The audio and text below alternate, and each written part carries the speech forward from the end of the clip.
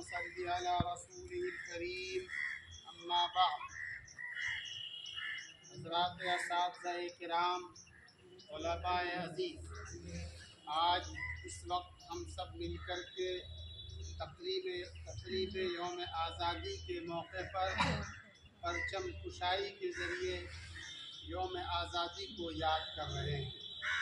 हिंदुस्तान के अंदर यौम आज़ादी की ये तक़रीब बहुत ही इहतमाम के साथ मनाई जाती है और ख़ुसूसी तौर पर इस तहरीक आज़ादी के अंदर हमारे आबा व अजदाद ने जिस अंदाज से अपनी कुर्बानियाँ पेश की हैं, उनकी यादों को ताज़ा किया जाता है।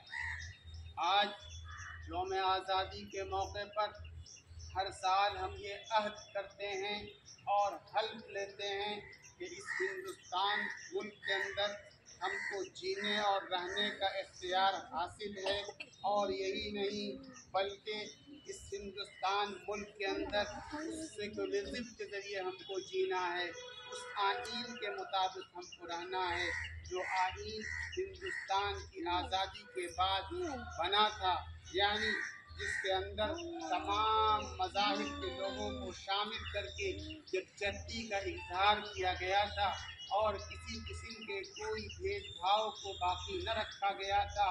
हर फ़िरक़े, हर मसलक, हर मज़हब के तमाम वो लोग जिन्होंने अपनी कुर्बानियाँ पेश की थी, वो इसके अंदर शामिल थे और इसी अंदाज से एक आईन मुरतब करके सामने रखा गया कि हिंदुस्तान के अंदर रहने वाले और जीने वाले अपनी इबादत के साथ, अपने मज़ाहिब के साथ, अपने तशख़्ख़ुस के साथ, अपनी रिवायात के साथ, अपनी संस्कृति के साथ, अपने तमाम हुकूक़ के साथ जिएंगे और रहेंगे। आज हम फिर उसी अहद को दोहरा रहे हैं, लेकिन इस अहद को दोहराने से पहले हमको चंद हक़ाइक़ को जानना ज़रूरी है और लाज़मी है कि आज़ादी की तहरीक उस वक्त शुरू हुई थी जब हिंदुस्तान के अंदर अंग्रेज़ साम्राज्य ने कब्ज़ा कर रखा था और हम पूरे हिंदुस्तानियों को ग़ुलामी की जंजीर के अंदर जकड़ रखा था। और यही नहीं बल्कि आज़ादी के परचम उठाने वाले जो लोग हुआ करते थे, उनको तहक़ीर कर दिया जाता था। तन्हा तन्हा जिन लोगों ने भी आज़ादी की आवाज़ को उठाया, उनको उसी वक्त उनकी गर्दन ज़दनी कर दी गई।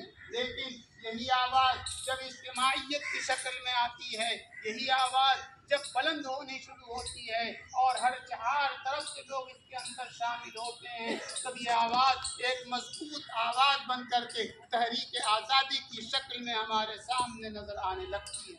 आपको याद होना चाहिए और मालूम होना चाहिए कि सबसे पहले 83 की लड़ाई हुई, इसमें सिराजुद्दौला ने लड़ाई लड़ी और उसके बाद मुख्तलिफ लड़ाइयाँ होती रहीं। लेकिन तारीख़ को अगर आप पढ़िएगा और जानिएगा तो आज़ादी की तहरीक में सबसे पहला नाम मुसलमानों का आता है, सबसे पहला नाम मुस्लिम फरमारवाओं का आता है, सबसे पहला नाम मुस्लिम बादशाहों का आता है। उसके बाद हमारे बिरादरान वतन उसके अंदर शरीक होते गए। 1803 में हज़रत शेख अब्दुल अज़ीज़ मुहद्दिस देहलवी रहमतुल्लाह अलैह ने इस मुल्क को दारुल हर्ब करार दिया और ये ऐलान कर दिया कि अब इस मुल्क के अंदर जिहाद लाजमी और ज़रूरी है और तहरीक आज़ादी हज़रत शेख अब्दुल अज़ीज़ मुहद्दिस देहलवी रहमतुल्लाह अलैह के फतवे के ज़रिए शुरू होती है। 1803 के बाद 1857 की जंग होती है। 1857 की जंग किसने लड़ी?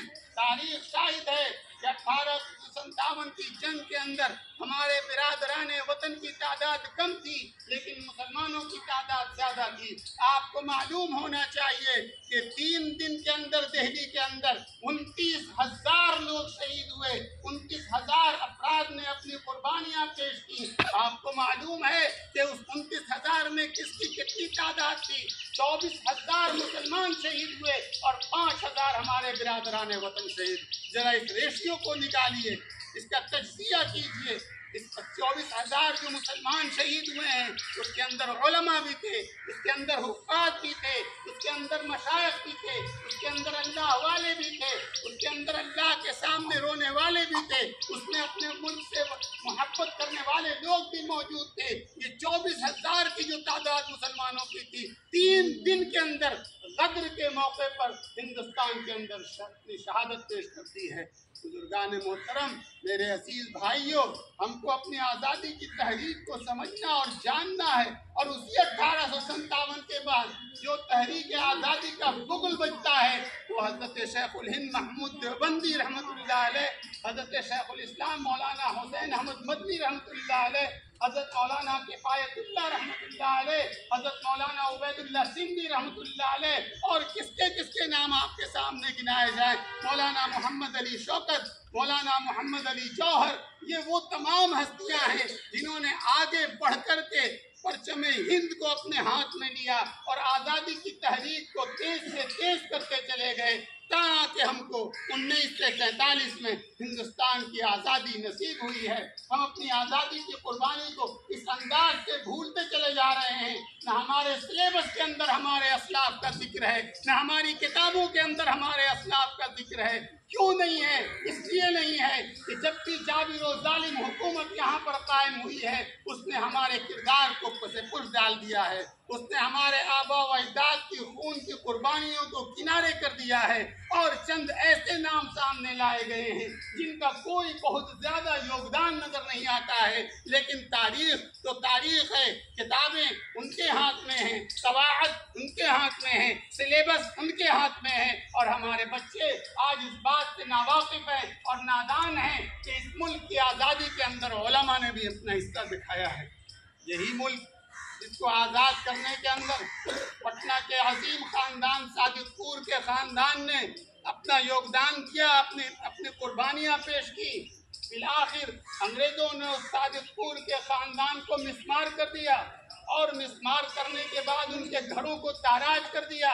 ताराज करने से भी उनको सुकून न मिला, तो उस ज़माने के मुताबिक उनके घरों के ऊपर हल चलवा करके उस घर को नीस्त नाबूद कर दिया।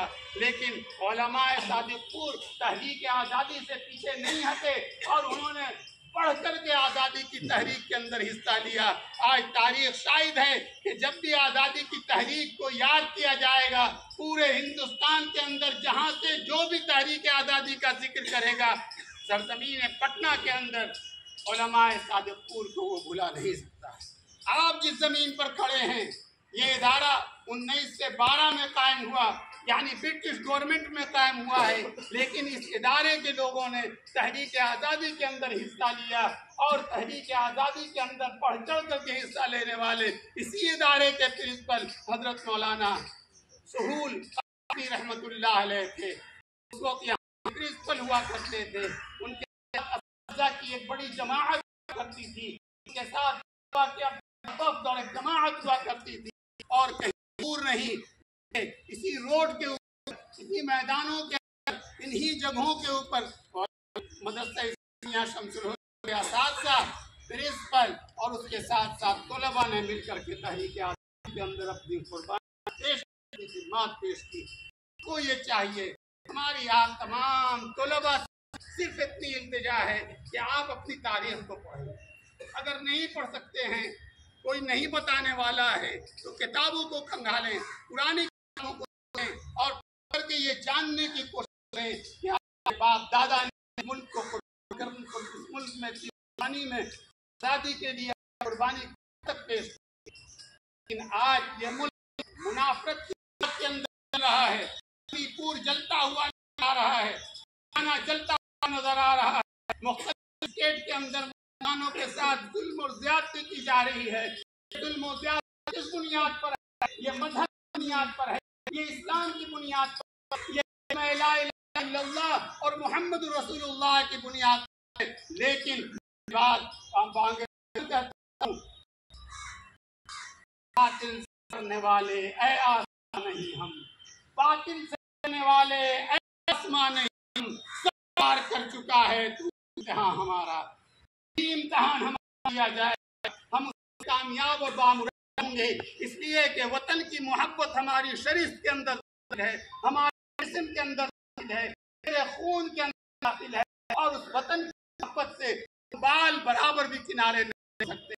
हमको इसी मुल्क में रहना है, इसी मुल्क में जीना है, इसी मुल्क। इकबाल ने जब मजहबी मुनाफरत फैलने लगी आजादी के बाद, तो इकबाल ने ये कहा था, मजहब नहीं सिखाता, आप बैर रखना, हिंद है हम वतन है, हिंद हमारा। हमको चाहिए कि आजादी को याद रखें और हमारे जवान ने, हमारे बुजुर्गों ने जो अपनी कुर्बानियां की हैं, उसी कुर्बानियों को सामने रखकर हम अपने अंदर जज्बा जोश पैदा करें और ये समझने की कोशिश करें कि हम ही हैं जो कायदाना रोल अदा कर सकते हैं और किया है कायदाना। ये कोई हम बिरादरान वतन के अंदर ऐसा कारगर इंसान नहीं था जिसको हम क़यादत के लिए आगे हैं। यही हमारे हैं जिन्होंने गांधी को आगे बढ़ाया, ये कहते आगे बढ़ाया कि के अंदर आज़ादी की तहरीक के अंदर शामिल होते हैं और आज़ादी की राह के अंदर आगे बढ़ने के लिए तैयार हैं। इन्हीं लोगों ने गाना रोल पैदा किया और कामयाबी की राह के ऊपर गाम करते हुए अल्लाह रब्बुल इज्जत ने इस मुल्क को आज़ाद कर और मुल्क एक आज़ाद की हैसियत जाना और जाने लगा।